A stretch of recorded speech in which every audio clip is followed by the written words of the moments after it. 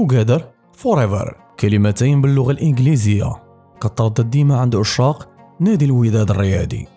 كنشوفوها بزاف في لي كومونتير على شكل طوفو، واللي هي الاختصار ديال الكلمتين واللي واخدينها بوحمرون كود بيناتهم، ماشي الكود اللي جا في راسك دابا. وكنسمعوا هاد الكلمات حتى عند الأصدقاء ديالنا، ولكن ماشي كلشي عارف ليستوار والمعنى ديال هاد الكلمات. الترجمة ديالهم باللغة العربية هي معا للأبد، كلمتين عندهم دلالات كتيرة ومعنى كبير في العلاقة اللي كتجمع المومبر بخوه المومبر، واللي كتجمع المومبر بالجروب ديالو اللي هو الوينرز 2005، واللي كتجمع الجروب بناديه الأم الوداد الرياضي وداد الأمة. علاقة متشعبة تحت شعار واحد كيتمشاو عليه. علاش معا للأبد؟ في النهار اللي تأسست فيه التراس وينرز 2005 كان الهدف ديال الجروب هو تشجيع الفريق والدفع به الى اعالي وشوامخ القمم. درنا على الوداد، حنا علاش قلنا توغيدر فوريفر اونصومبل بور توجور على الوداد. الوداد ماشي كتشوفها مره في السيمانه ولا مره في جوج سيمانات ولا مره في الشهر باش كيربورطاو لك ماتش شهرين 3 شهور كما بغاو. الوداد حياتك يوميا داخل السيت، يوميا داخل الفوروم، يوميا كتسول، يوميا كتقرا ارتيكل صغير في الجورنال، يوميا كتهضر بالليل بالنهار مع صحابك، يوميا ديبات تهضر معها حتى في داركم. الوداد وبما ان حتى واحد فينا ما كيتخيل الحياه بلا وداد، ما يمكنش يجي نهار وما يكونش للوداد وجود في حياتك، فغادي نبقاو نحبوه ونشجعوه وندعموه حتى الممات ديالنا، وندفعوا به للتتويج والبطولات إلى الأبد. في المجموعة تعهدت أنها تبقى مع الوداد للأبد، وتشجيعه ومؤازرته في كل ماتش بكل الطرق، وفي الوقت اللي يميل حنا اللي نهزوه، في وقت الشدة يبان الصديق وحنا معها في الفرح وفي الضيق، إلى أن تفنى الأرض ومن عليها. وهذه هي العلاقة ديال المجموعة بالوداد. كيف ما كتعرفوا في الداخل ديال المجموعة سائد مبدأ الأخوة في الحلوة والمرة. في وقت الفرح كنفرحوا مجموعين، كنحتفلوا بصحابنا كل عام وكنشجعوهم باش يكونوا دي وينرز في حياتهم ويوصلوا الأهداف ديالهم في الحياة. وفي المرة كنتفكروا كل واحد فينا، كل واحد غادرنا إلى دار البقاء في سبيل الوداد بسبب العقلية المتخلفة اللي كانت، وخوتنا اللي ماتوا في حوادث السير فارقت أرواحهم أجسادهم على أمل اللقاء مجددا، واللي كان المرض سبب في قضاء نحبهم. ومن ماتوا ظلما وعدوانا زهقت أرواحهم وطمست حقوقهم. رحمكم الله جميعا أيها الغائبون الحاضرون، ستظلون في قلوبنا دوما أيها الفائزون. في لي ديبلاسمون ديما بجموعين، سواء لعبنا في الدار ولا شدينا الطريق في الترافيكات ولا في الكار، لي فواياج اورغانيزي في التران ولا في الطيارة، من الكبير للصغير كنعيشوا الكبيرة والصغيرة، وكتولي عندك عائلة كبيرة وعائلة صغيرة، سيلول في وسط الجروب وانت واحد من الجروب. في لي بريباراسيون ديال لي زانيماسيون في لي تيفو كنتجمعوا كندشوا افكار اللي غادي تأتت في فضاء فريميجا. لي مومون اللي كيدوزو في لي بريباراسيون في التراساج، في الصباغه، في لي ميساج، في البوزاج بيتا مجموعين، لي مومون اللي فيهم حنا مجموعين ما كتنساش جامي. الشتا والبرد موراها والصيف مع خوتي وينرز كامب محلاها، وحتى في لي سيتين اللي درناهم علشانها كل سيمانه في بلاصه، في الشمال في الجنوب اينما حلت وارتحلت.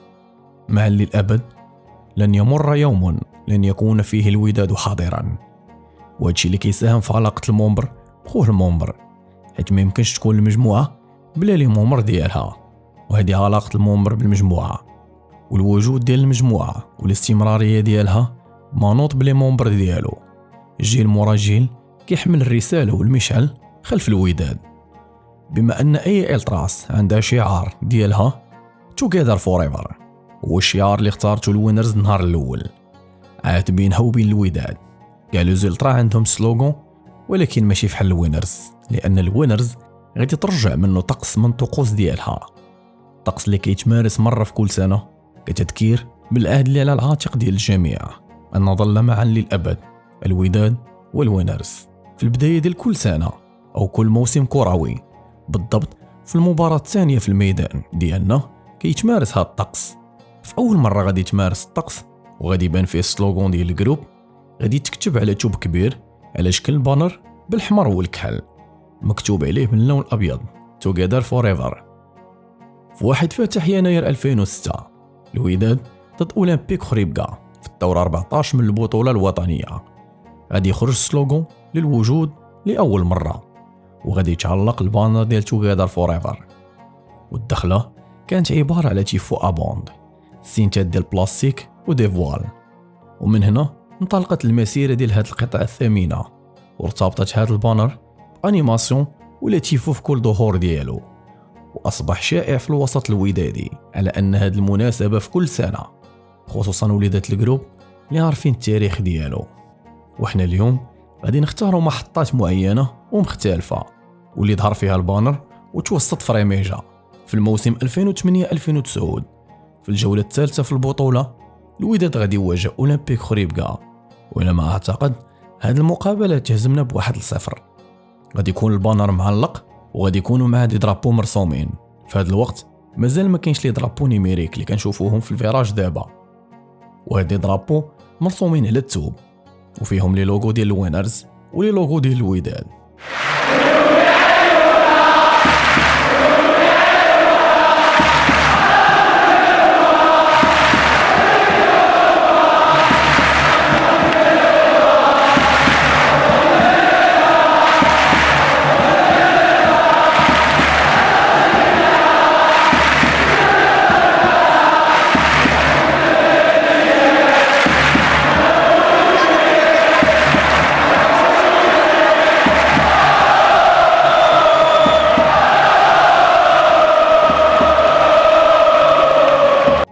وفي السيزون ديال 2010-2011 في الماتش الثاني في كازا واجهنا فريق الجيش الملكي اللي تعادلنا معاه ب1-1.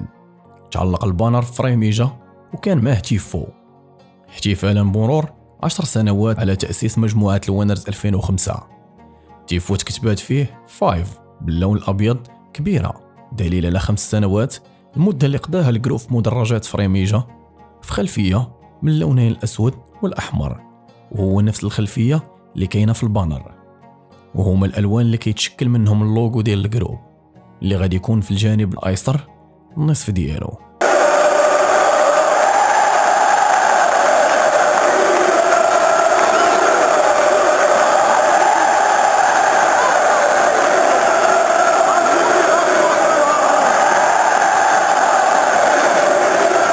وغادي تكون طلعه اخرى غادي يطلع فيها تيفو بنفس الالوان مكتوبه فيه كورفانور.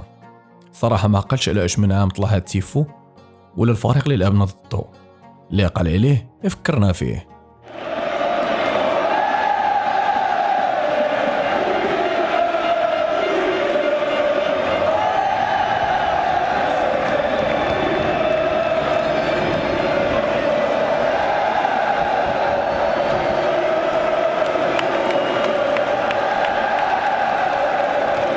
في الموسم 2012 من بعد المقاطعة غادي يحضر البانر في الماتش ديال الوداد وشباب الريف الحسيمي اللي فزنا عليه ب1-0.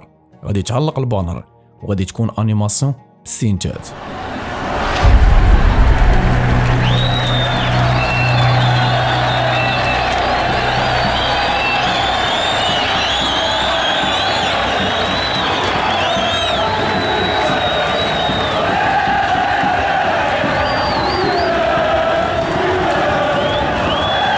وغادي ننتقلوا للموسم 2014-2015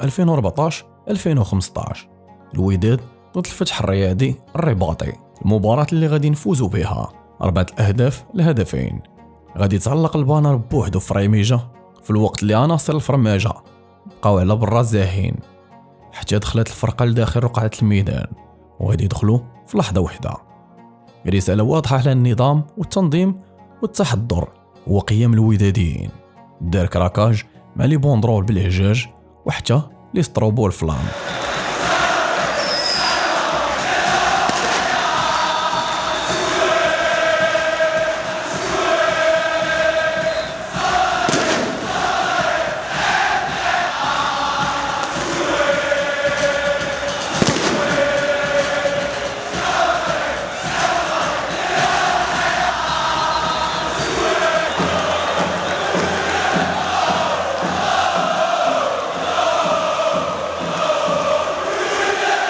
في الموسم الكروي 2015-2016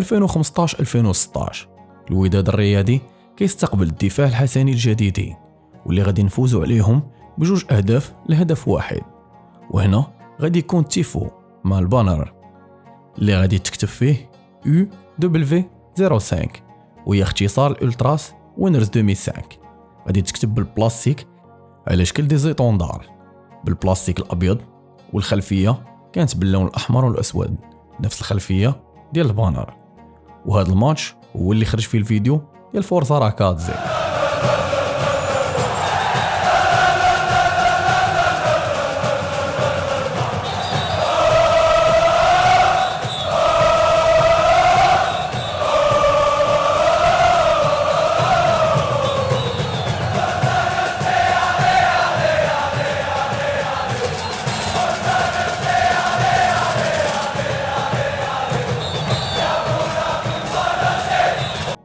في الموسم ديال 2018-2019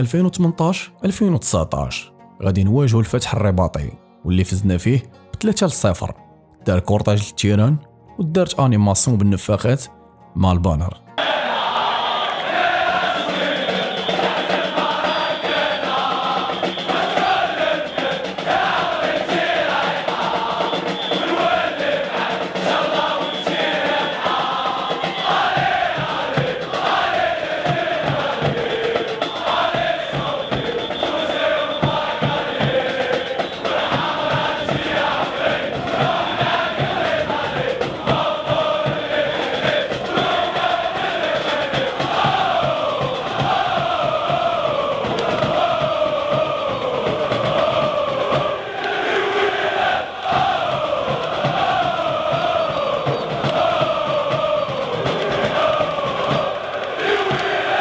الموسم 2019-2020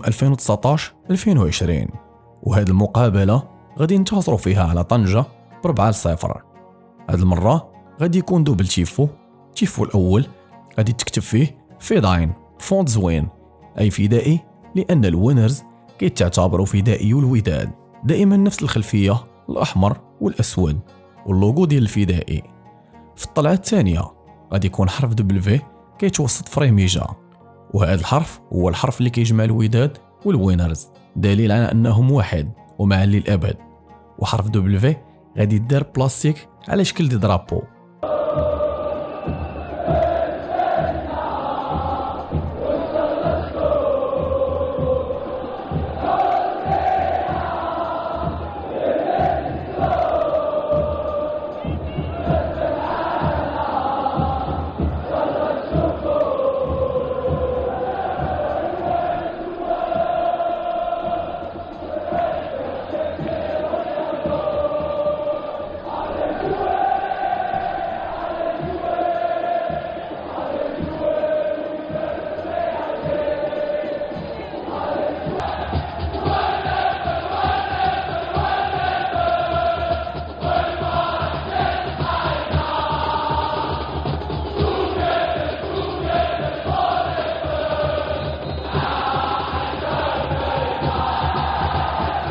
في الموسم الكروي 2022-2023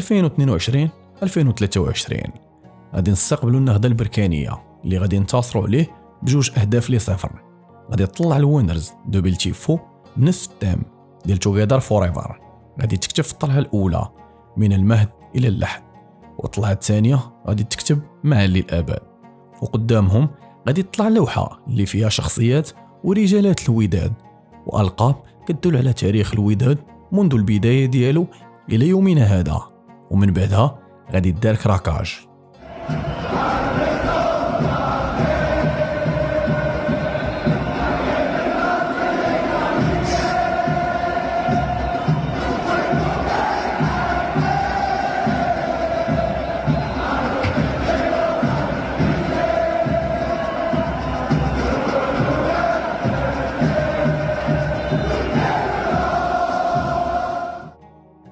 موسم 2023-2024 اللي غادي نستقبلوا فيه ستوالم وغادي نفوزوا عليه ب1-0. غادي داروا جوج ديال لي كورتاج في المدينه، كل واحد من هادو جروب هاز قطعه ديال الثوب كتشبه البانر ديال توغيدر فوريفر. مجموعه عندها توغيدر والمجموعه الاخرى عندها فوريفر، وغادي يتجمعوا كاملين في التيران خلف البانر الشهيره غادي دار دخله فيها 4 ديال الحروف طوفو، وهي الاختصار ديال توغيدر فوريفر كيف ما قلنا في الاول. والدراري اللي شكلوا هاد الاحرف كاملين لابسين جيلي من البلاستيك ابيض والاسود، والباقيه كانوا لابسين الاحمر ومشكلين الخلفيه للدخله. وفي الموسم الحالي 2024-2025 واجهنا الدفاع الحسني الجديدي في ملعب العربي الزاولي، واللي فزنا عليه ب4 ديال الاهداف لواحد.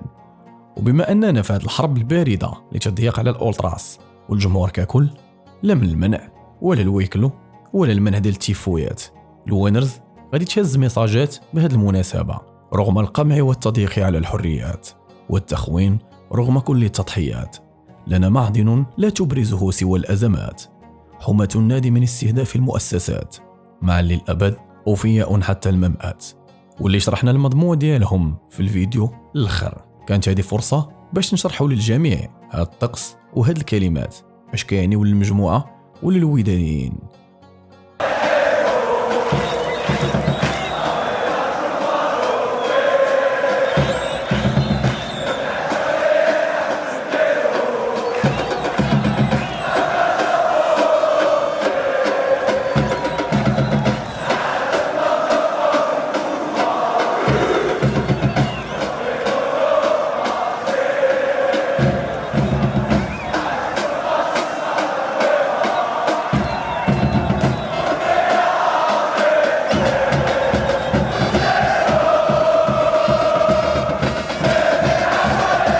ولازم هادشي يوصل للجميع. غادي تسائلوا علاش ما حطيناش بعض الفترات، لان هناك بعض الفترات كان فيها المنع وتم حل الاولتراس، بعض الفترات اللي كان فيها المقاطعه، وبعض الفترات اللي كان فيها المشاكل، وكاين اللي ما لقيناش الصور والفيديوهات ديالهم. نتمنوا تبارطاجيو الفيديو مع صحابكم وتعاونونا باش نوصلوا صوتنا لجميع الوداديين وغير الوداديين. ولأول مره غادي تلاقانا مرحبا بك، تابونا، دير لايك، خلي لنا رايك وشي لحظه عشتيها في كومونتير. ان شاء الله مع للابد.